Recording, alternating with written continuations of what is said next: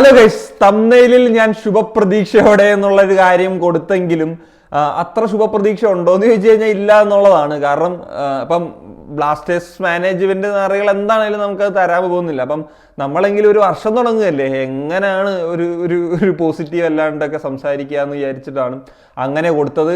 Anyway നമുക്ക് കുറച്ചധികം ഇപ്പം ജനുവരി ട്രാൻസ്ഫർ ജാലം തുറന്നിരിക്കുന്നു. അതുപോലെ തന്നെ കോച്ചസിന്റെ കാര്യത്തിൽ കൺഫർമേഷൻ പറയാം. അപ്പം ഇങ്ങനെയുള്ള കാര്യങ്ങളൊക്കെ വരുന്ന നിലയ്ക്ക് കുറച്ച് കാര്യങ്ങൾ സംസാരിക്കാം എന്നുള്ളതാണ് ഈ ഒരു വീഡിയോയിൽ നമ്മൾ ഉദ്ദേശിക്കാൻ പോകുന്നത്. ആദ്യത്തെ ഒരു കാര്യം, കേരള ബ്ലാസ്റ്റേഴ്സിന്റെ അടുത്ത കോച്ച് എന്ന നിലയിൽ എന്താകുമെന്നുള്ള സാഹചര്യത്തിൽ നിൽക്കുന്നതാണല്ലോ. അപ്പം മാർക്കസ് മെഗുല എന്ന് പറയുന്ന ടൈംസ് ഓഫ് ഇന്ത്യയുടെ ജേർണലിസ്റ്റിന്റെ ഒരു ട്വീറ്റ് വന്നിരുന്നു. അതായത് തോമസ് ആൻഡ് പുരുഷോത്തമൻ ഇവർ മുന്നോട്ട് തുടരാനുള്ള, അതായത് അപ്കമിങ് മാച്ചസിലൊക്കെ തുടരാനുള്ള സാഹചര്യമാണുള്ളത്. ഒരു പെർമനന്റ് ആയിട്ടുള്ള ഒരു കോച്ചിനെയാണ് നോക്കുന്നത്. അതുകൊണ്ട് തീർച്ചയായിട്ടും സമയമൊക്കെ എടുക്കുമല്ലോ. ഇനിയിപ്പോൾ 100 കണക്കിന് 1000 പ്രൊഫൈലൊക്കെ നോക്കണ്ടേ. ഈ ന്യായം പറയുന്ന ഒരേ ഒരു ക്ലബിനെ ഞാൻ ഇന്ത്യയിൽ കണ്ടിട്ടുള്ളൂ.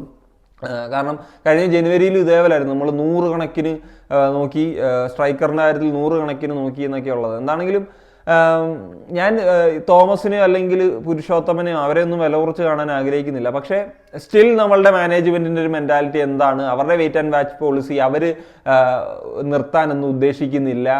ഫാൻസ് അവരെന്തൊക്കെയോ ചെയ്യുന്നു എന്ന് പറയുന്ന ഒരു മെന്റാലിറ്റിയിലാണ് അവർ നോക്കി കാണുന്നത് എന്നുള്ളതാണ് എനിക്ക് തോന്നുന്നത്.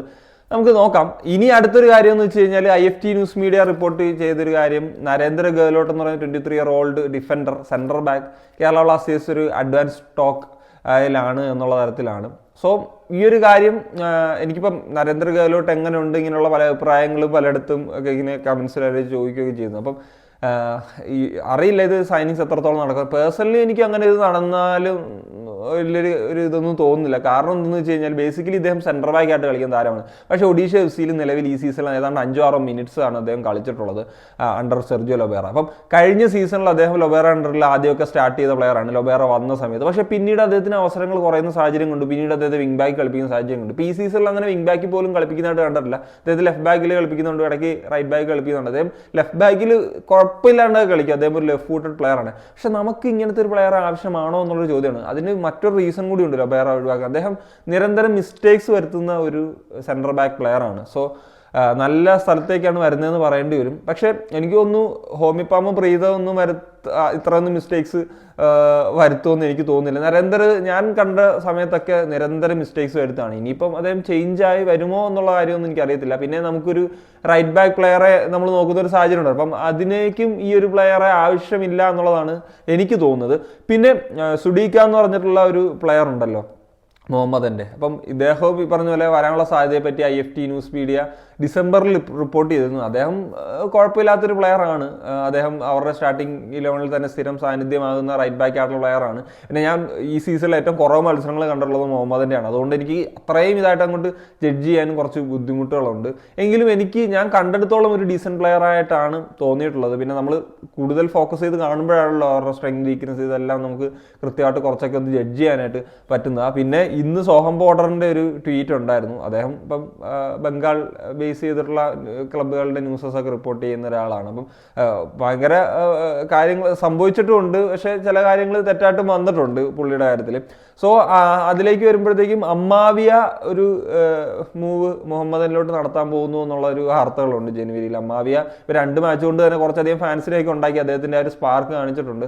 ഇനിയിപ്പോൾ ഈ സുഡീക്ക അമ്മാവിയ എന്തെങ്കിലും സ്വാപ്പോ പരിപാടികളോ ഒക്കെ എന്തൊക്കെയാണെന്നുള്ളത് എനിക്ക് അറിഞ്ഞുകൂടാ.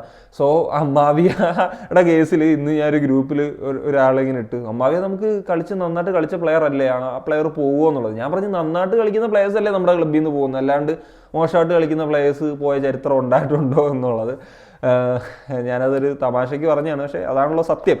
പിന്നെ മറ്റൊരു കാര്യം എന്ന് വെച്ച് കഴിഞ്ഞാൽ അത് അത്ര റിലയബിൾ ആയിട്ടുള്ള കാര്യമൊന്നുമില്ല. കുറച്ച് കഴിഞ്ഞ ആഴ്ചകളായിട്ടൊക്കെ ഇങ്ങനെ പറഞ്ഞുകൊണ്ടിരിക്കുന്ന ഒരു കാര്യമാണ് സന്ദേശ് ഷിങ്കൻ ലെസ്കോവിച്ചിൻ്റെ കാര്യം. സോ സന്ദേശ് ഷിങ്കൻ, നിങ്ങൾ തോന്നുന്നുണ്ടോ സന്ദേശ് ഷിങ്കൻ ഇനി ഒരു തിരിച്ചു വരും ബ്ലാസ്റ്റേഴ്സിലേക്ക്?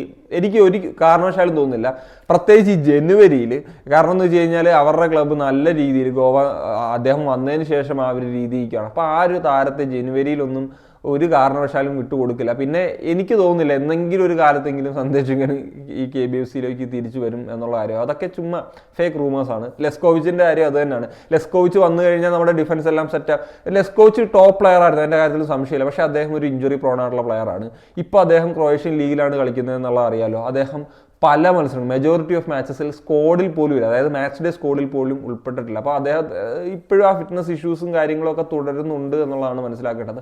അദ്ദേഹം ഞാൻ പറഞ്ഞല്ലോ ടോപ്പ് ക്വാളിറ്റി പ്ലെയർ ആണ്, നമുക്ക് വന്നിട്ടുള്ള one of the best centre back ഒക്കെ തന്നെയാണ്. പക്ഷേ ഇങ്ങനെ ഇഞ്ചുറി പ്രോൺ ആയിട്ടുള്ള ഒരു പ്ലെയർ നമ്മൾ ഒരു വിദേശി എന്ന നിലയ്ക്ക് കൂടി ഇങ്ങനെ ഇങ്ങോട്ട് കൊണ്ടുവരുമ്പോഴത്തേക്കും നമുക്ക് ഡിപ്പെൻഡ് ചെയ്യുന്നതിൽ പ്രശ്നങ്ങളുണ്ട്. അവിടെ മാറ്റം വേണമെന്നുള്ളത് ഉറപ്പായിട്ടും ആഗ്രഹിക്കുന്നുണ്ട്. പക്ഷേ ഇങ്ങനെ ഒരു വസ്തുത കൂടി അവിടെ ഉണ്ട് എന്നുള്ളതാണ്. സോ ഗൈസ്, ഇതാണ് നമ്മുടെ ഈ വർഷത്തെ ആദ്യത്തെ ബ്ലാസ്റ്റേഴ്സുമായിട്ട് റിലേറ്റ് ചെയ്തിട്ടുള്ള ഒരു കാര്യം സംസാരിക്കാനുള്ളത്. സോ ഇനി ജനുവരി ട്രാൻസ്ഫർ ജാലകം തുറന്നിരിക്കുന്നത് കൊണ്ട് നൂറുകണക്കിന് റൂമേഴ്സും കാര്യങ്ങളൊക്കെ വരും. അതിൽ ട്രസ്റ്റ് വർത്തി ആയിട്ടുള്ളത് കുറച്ച് വരും, അതിൽ നടക്കാൻ പോകുന്നത് അതിനേക്കാൾ കുറച്ചായിരിക്കും. അപ്പം അതൊക്കെ നമുക്ക് കാത്തിരുന്ന് കാണാം. അപ്പം നിങ്ങളുടെ ഒപ്പീനിയൻ തീർച്ചയായിട്ടും കമ്പോസ് ചെയ്യാൻ പറ്റും. Signing off.